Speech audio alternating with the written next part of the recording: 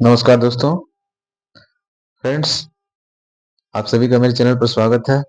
Friends, आज हम लोग सीखेंगे फ्यूचर परफेक्ट टेंस के सेंटेंसेस को किस प्रकार एक्टिव से पैसिव में चेंज किया जाता है। यानी आज हम लोग एक्टिव पैसिव वॉइस पढ़ेंगे। ठीक है। तो फ्यूचर परफेक्ट टेंस के जो सेंटेंसेस होते हैं उन्हें किस प्रकार पैसिव में चेंज किया जाता है, यानी पैसिव वॉइस में कैसे चेंज किया जाता है वो हम लोग आज सीखेंगे। तो आप लोगों से रिक्वेस्ट है, वीडियो के अंत तक बने रहेंगे और ये आपके एग्जाम्स के लिए, बोर्ड एग्जाम्स हो या कॉम्पिटिटिव एग्जाम हो, किसी भी प्रकार के एग्जाम्स हो, सभी के लिए उपयोगी है। तो चलिए शुरू करते हैं। तो देखते हैं सबसे पहले कि एक्टिव वॉइस यानी फ्यूचर परफेक्ट टेंस का जो एक्टिव वॉइस होता है, यानी उसका जो स्ट्रक्चर होता है एक्टिव वॉइस का क्या होता है। तो होता है सबसे पहले सब्जेक्ट, सबसे पहले आता है सब्जेक्ट, उसके बाद आता है सेल या विल। तो सेल जो है वो आई और बी के साथ यूज होता है, और विल जो है बाकी सभी सब्जेक्ट्स के साथ विल का यूज किया जाता है। उसके बाद आता है हैव। ठीक है। उसके बाद वर्ब का थर्ड फॉर्म आता है, उसके बाद ऑब्जेक्ट आता है। वहीं अगर पेसिव की बात करें तो पेसिव में सब्जेक्ट जो है, ऑब्जेक्ट जो है सब्जेक्ट की जगह आ जाता है, यानी कि यही ऑब्जेक्ट जो है सब्जेक्ट की जगह आ जाता है। और उसके बाद उसके अकॉर्डिंग, उस सब्जेक्ट के अकॉर्डिंग सेल या विल का यूज किया जाता है। उसके बाद हैव, और इसमें एक्स्ट्रा जो ऐड किया जाता है वो है वर्ड बीन। मैंने पहले भी आप लोगों को बताया है कि बी फॉर्म का होना, बी जो वर्ब होता है, is, am, are, was, were, being, been, ये सभी बी वर्ब के फॉर्म्स है। तो इनका होना बहुत जरूरी है। ठीक है। इसके बिना पैसिव वॉइस नहीं बनेगा। और फिर उसके बाद होता है वर्ब का थर्ड फॉर्म। वर्ब का थर्ड फॉर्म पैसिव वॉइस में लगता ही लगता है, किसी भी टेंस में आप बनाएंगे तो वर्ब का थर्ड फॉर्म ही लगेगा। उसके बाद आप बाय लगा के ऑब्जेक्ट दे दें। ठीक है। तो आइए हम लोग बनाने का प्रयास करते हैं, वीडियो में बने रहिएगा। देखिए एक्टिव वॉइस है, I shall have written a letter.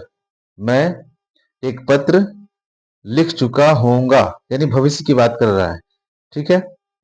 तो I shall have written a letter, I के साथ शैल लगा दिया गया। ठीक है, आई के साथ शैल लग गया। यहाँ पर अ लेटर जो है ऑब्जेक्ट है, इसी को हम लोग सब्जेक्ट बना देंगे। A letter,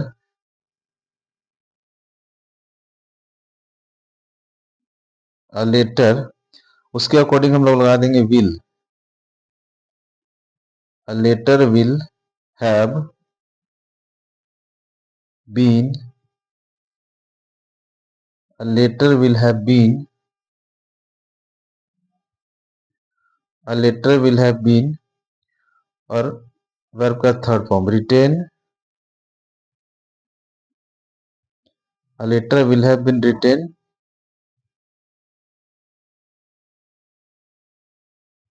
bye me.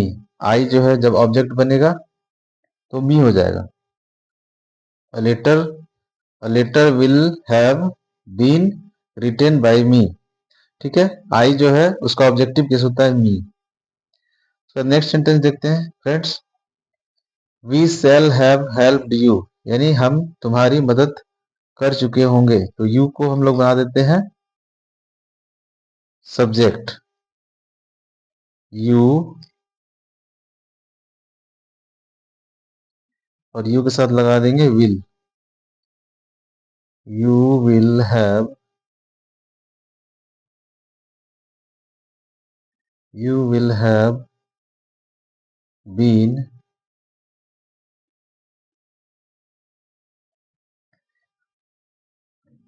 Helped,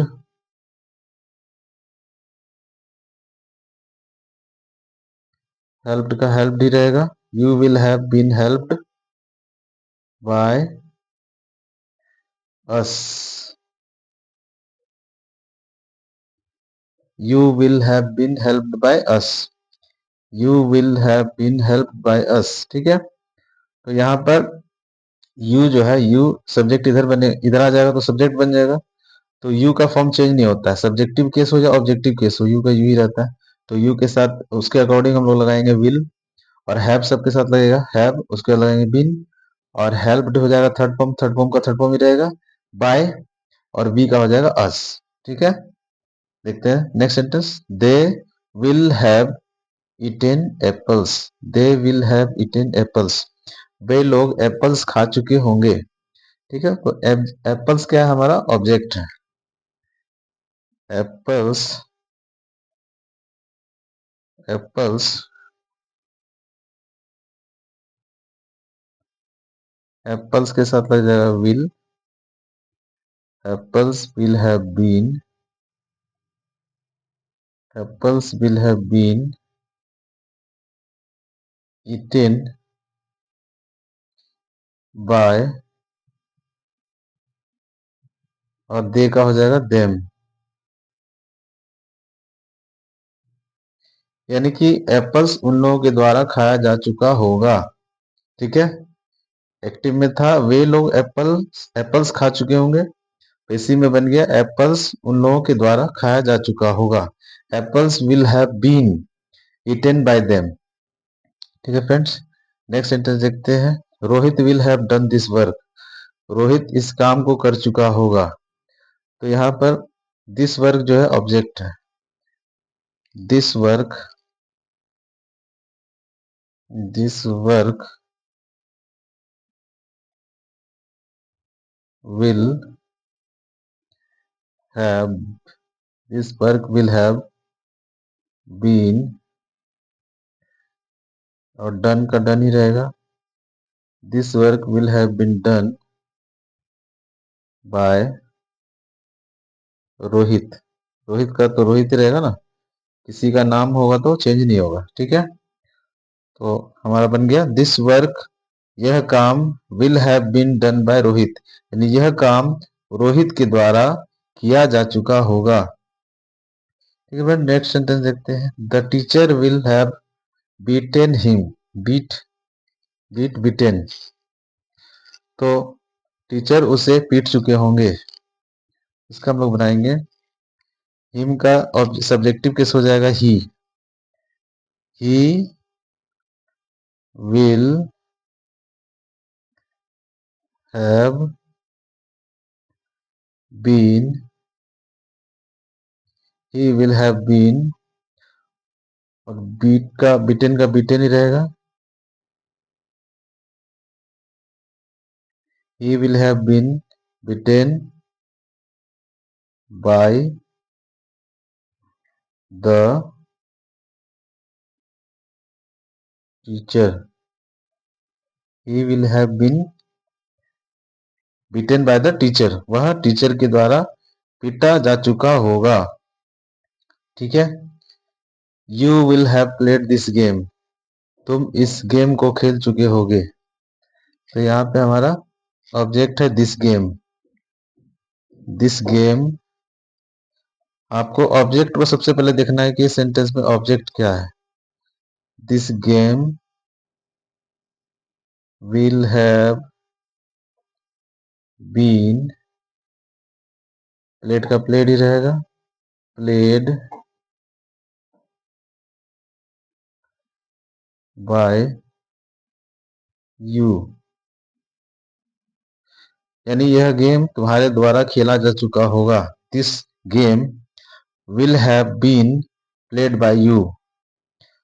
next sentence देखते हैं friends. She will have read this book, ये देखिए ये जो है ना थर्ड फॉर्म लगा हुआ, क्योंकि ये फ्यूचर परफेक्ट है, तो फ्यूचर परफेक्ट में सब्जेक्ट या सेल या विल और उसका हैव रहता है, और वर्ब का थर्ड फॉर्म रहता है, और ये ऑब्जेक्ट है। तो इसको हम लोग थर्ड फॉर्म को रेड पढ़ते हैं। ठीक है, रीड मत पढ़िएगा, ये रेड है। She will have read this book, वह इस किताब को पढ़ चुकी होगी। इसको हम लोग बनाएंगे this book, this book will have, this book will have been read, read का रेड ही रहेगा, बाय, और सी का हो जाएगा हर, यानी यह किताब उसके द्वारा पढ़ी जा चुकी होगी। This book will have been read by her. He will have watched this movie, उसने इस मूवी को यानी इस पिक्चर को देख लिया होगा या देख चुका होगा, वह यह पिक्चर देख चुका होगा। तो इसको दिस मूवी को हम लोग ऑब्जेक्ट बना देंगे। This movie this movie will have been watched